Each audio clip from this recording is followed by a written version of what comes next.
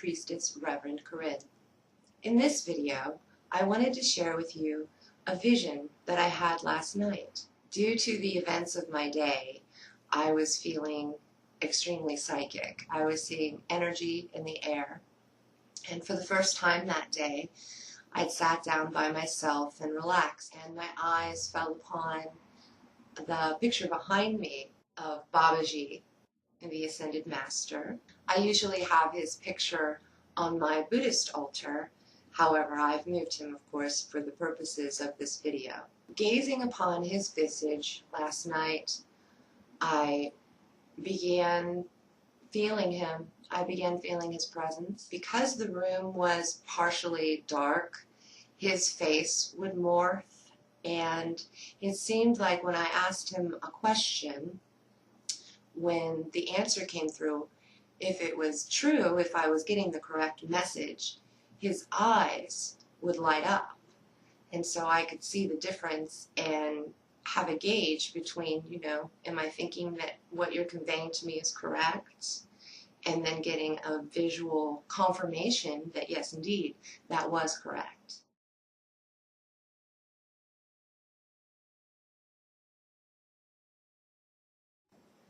Something that my spirit guide Hermes told me a long time ago is that all you need to communicate with spirit, higher beings, beings of light, is an interface. Now, in computer language, it's an interface, but hyphenate it and you have an inner face, meaning any face shall do, any visage shall do. It is form. It matters not. Form is an illusion. That's a tip. That's a technique I want you to know about, the interface. You can try it right now. Close your eyes and think of someone's face that you know very, very well, such as Marilyn Monroe. Just bring her on up there and say, "Hi, Marilyn, how are you today?" And allow for an answer. It's really that simple. And the thing that tends to snag people is that they believe that they're making it up. However, if you research the imagination and what the imagination is, you will find that you literally do not make anything up. It's all co-creation. You are a divine being, and therefore you are intermingling with other energies of the divine, chemically mixing in alchemy, and coming up with a new concept, a new thought, imagination, to imagine, to image, to see.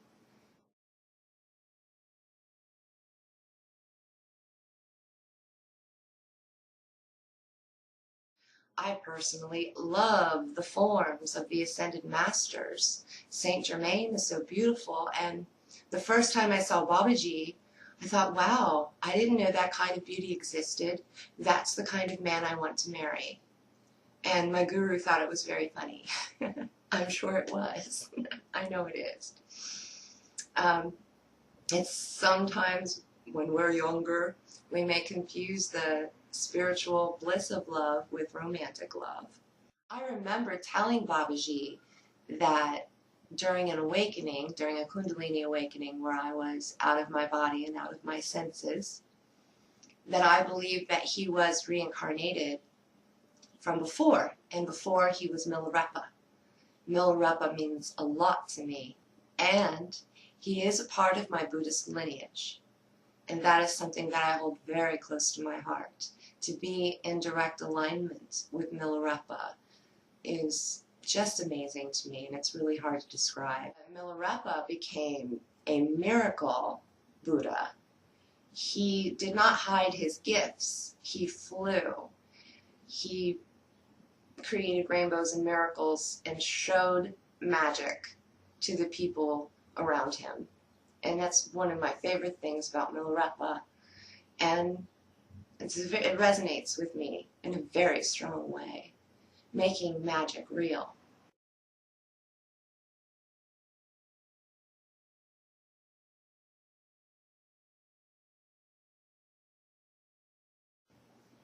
So in the process last night of chilling out, maxing and relaxing with Babaji, I began having conversations with many of the physical representations on my Buddhist altar.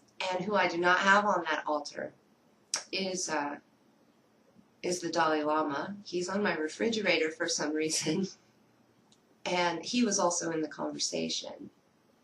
So I'm talking to Babaji when my Guru Devi, Sri Mamua Devi, came into the picture, so to speak, came on the telephone. I could see her. And I was thinking about her a lot, actually, while speaking with Babaji, because she was my introduction to Babaji. And soon, the Dalai Lama came in on the conversation.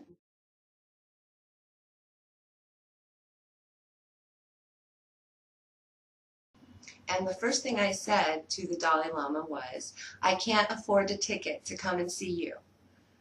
And I really put a lot of energy to that, because I was like, hey, I'm a Buddhist. I love you. I want to be 10 feet within your aura. I can't afford a ticket. What's up with that? And he laughed and laughed and said, why do you need a ticket if you can talk to me in your living room? I loved that so much. I loved that. And then Guru Dev chimed in and says, why do you think the Dalai Lama has incarnated this time as an entertainer, as a comedian, as a jokester? I thought, wow, that's really interesting, Guru Dev.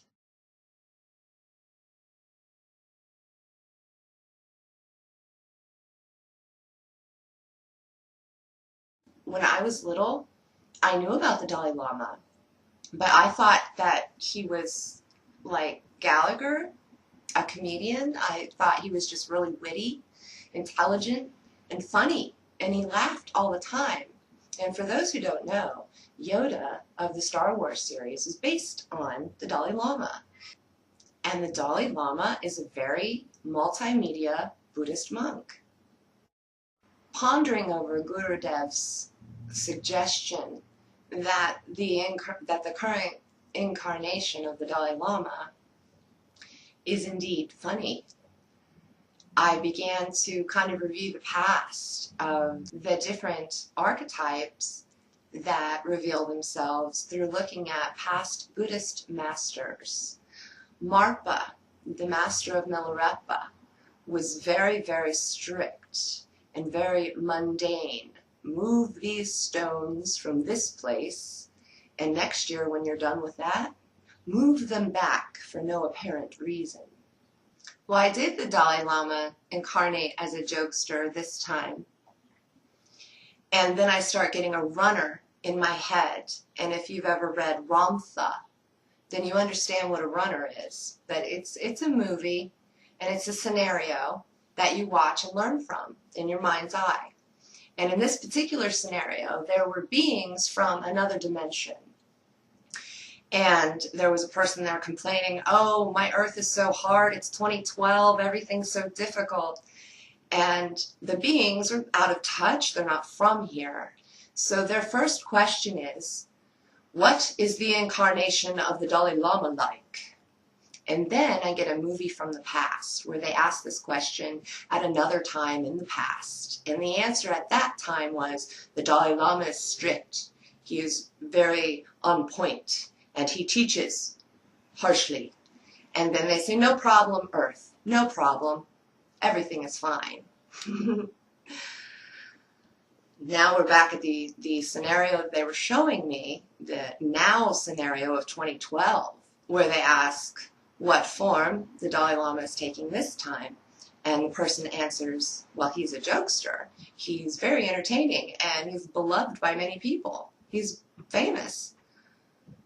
And that makes the other dimension people look at each other and say, uh-oh. So I thought that was a wonderful scenario that you can base your current time period on the incarnation of the Dalai Lama that is in the world at that time.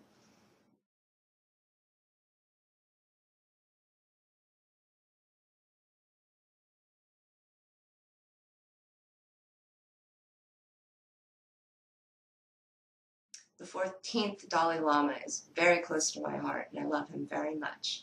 And I want to thank him for all of his hard work. And that put me into remembering the movie, 7 Years in Tibet. And I said to the Dalai Lama, I was like, wow, we love that movie.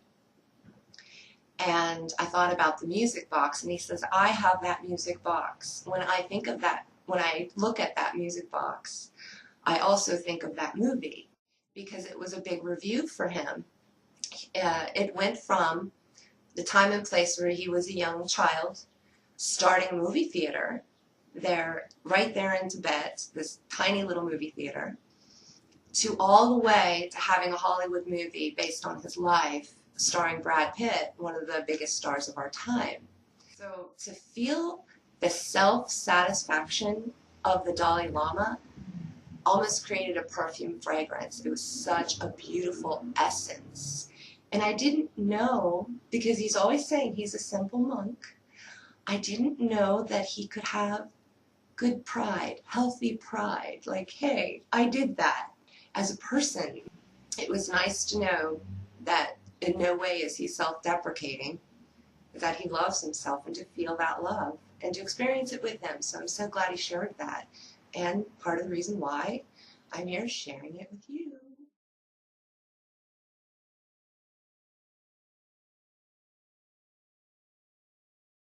Thank you for watching this video. I hope that you've learned something. Remember to experiment with your inner face. And remember, you don't have to buy a ticket to see the Dalai Lama. Just meditate. If you have videos of a channeling or spiritual nature, please make me aware of your YouTube channel. Leave your links and videos below. Please rate, comment, and subscribe. Thank you for watching. Namaste.